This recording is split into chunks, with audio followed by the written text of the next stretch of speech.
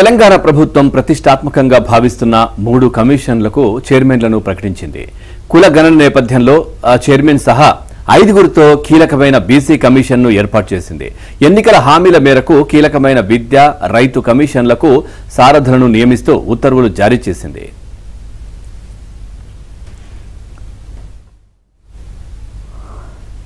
BC commission chairman గా గోపిశెట్టి నిరంజన్, సభ్యులుగా రాయపోలు జయప్రకాష్, తిరుమలగిరి సురేందర్, బాలా లక్ష్మిని నియమించగా బీసీ సంక్షేమ శాఖ కమిషనర్ సభ్య కార్యదర్శిగా వ్యవహరిస్తారు.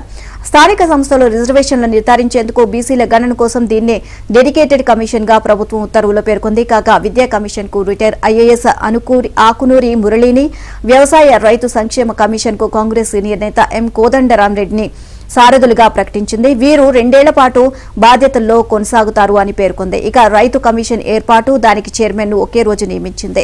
కమిషన్ లో మొత్తం 6 ఉంటారు.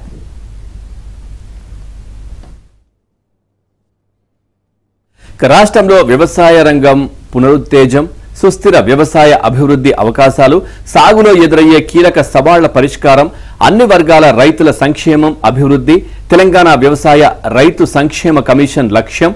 భవిష్యత్ తరాలకు పోషకాహార భద్రత, వ్యవసాయ కుటుంబాల జీవనోపాధి మెరుగుదల, పర్యావరణ సుస్థిరతకు కమిషన్ మార్గదర్శకంగా ఉండనుంది. కమిషన్ వ్యవసాయ అనుబంధ రంగాల్లో గుణాత్మక మార్పులు, రైతు కుటుంబాల ఆదాయం పెంపు మార్గాలపై ప్రభుత్వానికి సలహాలు ఇస్తుంది.